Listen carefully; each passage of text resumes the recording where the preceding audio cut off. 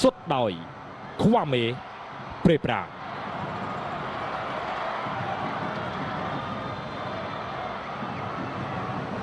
ម្ចាស់បាល់ទាំង3គ្រាប់របស់ព្រះខ័នរាជស្វាយរៀងគឺជាអ្នកសុទ្ធមុនទេខ្វាមេប្រេប្រាចូលព្រះខ័នរាជស្វាយរៀង1វិសាខា0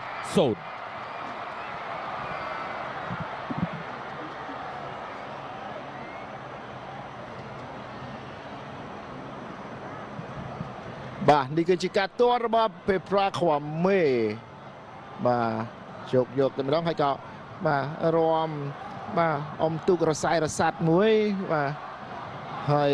បន្តមកទៀតគឺជាវេនរបស់វិសាខាវិញម្ដងដែលបាទរ៉ាប់រងដោយ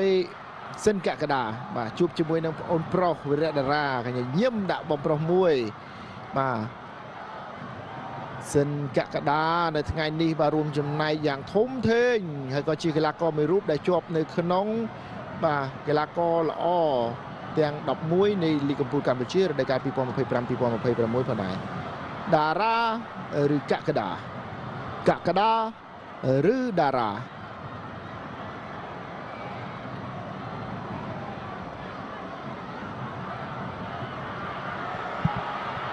សិនកកដា1 ទល់នឹង 1បាទទាត់បាទត្រកបាទចំណុចមិនខុសពីពេប្រាខ្វាមេប្រមាណនោះទេបាទយើងមើលបាទអត់ខ្វល់ច្រើនទេបាទគឺទាត់ពេនទៅរកបាទខាងឆ្វេងនោះតែម្ដងលបឿននឹងការទាត់បាទគៀកជាមួយនឹងបង្គោលធ្វើឲ្យតារាមិនអាចសង្គ្រោះបាននោះទេ Patrick Robson វិញម្ដងគឺជាកីឡាករទី2របស់ព្រះខ័នរាជស្វាយរៀងដែលនឹងត្រូវរ៉ាប់រងការទាត់បាល់ពីនៃអធិស្ឋានបាទទាត់បាល់ penalty កាត់សេចក្តីនេះ Patrick មុខស្មើ Patrick មុខស្មើ Patrick ឬក៏កែវសុកសិលា Patrick ថយឆ្ងាយក្រៅប្រអប់តែម្ដង Patrick Robson បាទគាត់មកទៀតដើរមកលើកទឹកចិត្តអ្នកចាំទីវិរៈតារាដោយមិនរាំបាទ Brazilian dance ដែលខ្លួនធ្លាប់ celebrate នោះទេបាទការទាត់របស់ Patrick Robson បាទគឺជាការទាត់បែបបាទគេហៅថាបាទមិនបាទបង្ខំក៏ដូចជាការប្រើប្រាស់ជំហានឆ្ងាយដើម្បីឲ្យសិលាកាត់ថាខ្លួននឹងទាត់បាល់ប្រើកម្លាំងប៉ុន្តែការទាត់របស់ Patrick Robson គឺចំដាល់ទីតែម្ដងដែលធ្វើឲ្យអ្នកចាំទីការសុខសិលាលោតទៅខាងស្ដាំដៃរបស់ខ្លួនអ្នកទាត់ទី2របស់វិសាខាគឺ Scott Allardyce ម្ចាស់គ្រាប់បាល់ទី2នៅក្នុងការប្រកួតមីនី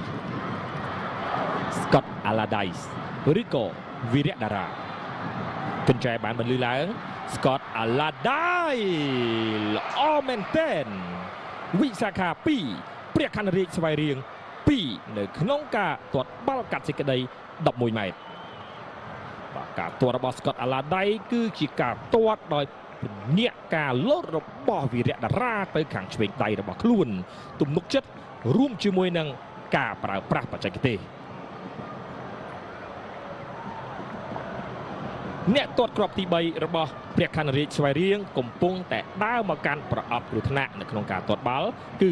Takashi Odawara ដែលជាប្រធានក្រុមរបស់ព្រះខ័នរាជស្វាយរៀងបន្ទាប់ពីសឿយវិសាលផ្លុំខ្យល់ដើម្បីឲ្យទំនុកចិត្តកាន់តែមាននៅក្នុងខ្លួនកញ្ចែបានបន្លឺឡើង Takashi Odawara ត្រៀមនៅក្នុងការទាត់បាល់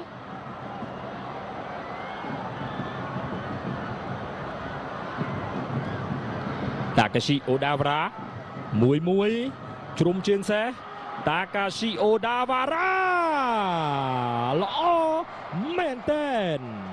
3 ទល់នឹង 2ព្រះខ័នរាជស្វាយរៀងនាំមុខទៅលើវិសាខា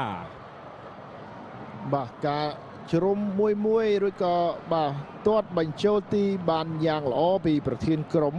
បាទព្រះខ័នរាជស្វាយរៀងហើយក៏បាទអបអរបាទឌឺដងមួយដែរ3រូបដំបូងរបស់ព្រះខ័នរាជស្វាយរៀងសុទ្ធតែជាកីឡាករបរទេសបាទ3រូបដំបូងរបស់ វិសាខាមានកីឡាករបរទេសចំនួន2រូបហើយនេះគឺជាកីឡាករបរទេសទី2ប្រធានក្រុម Vitaly Jagodinskis Jago go far away from goal អូយបាទសម្ពាធផ្លូវចិត្តខ្លាំងណាស់បាទ Vitaly Jagodinskis បន្ទាប់ពីបាទភ្លាត់ចូលទីខ្លួនឯងនៅចុងម៉ោងធ្វើឲ្យប្រខានរីកបន្តក្តីរំពឹងមកដល់វគ្គពេណាល់ទីកាត់សេចក្តីនេះឥឡូវគេជោគពីក្រោមមួយជើងរំលងរបាទីអូយបាទអ្នកលេងបាល់ទាត់ច្បាស់ជាយល់សម្ពាធអារម្មណ៍មួយនេះបាទឥឡូវយូដៃអូហ្គាវ៉ាវិញម្ដង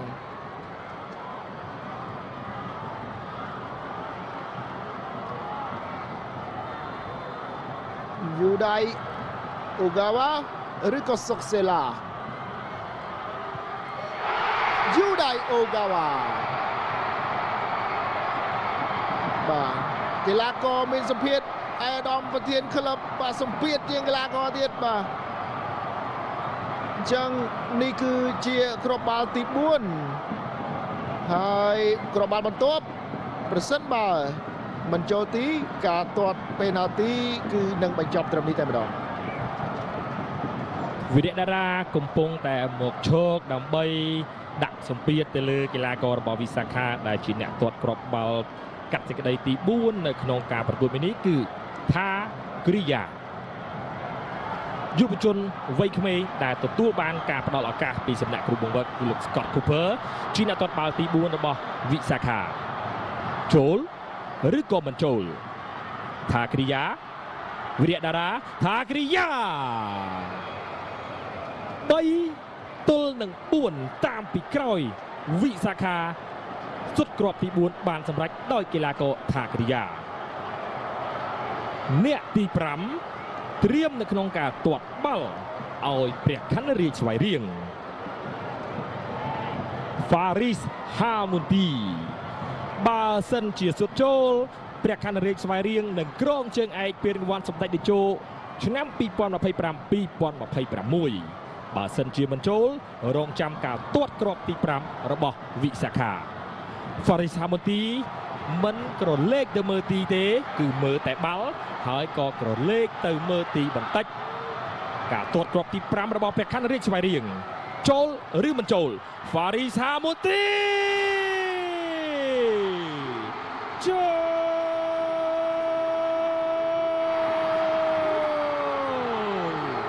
អូសាទរព្រះខ័នរាជស្វាយរៀង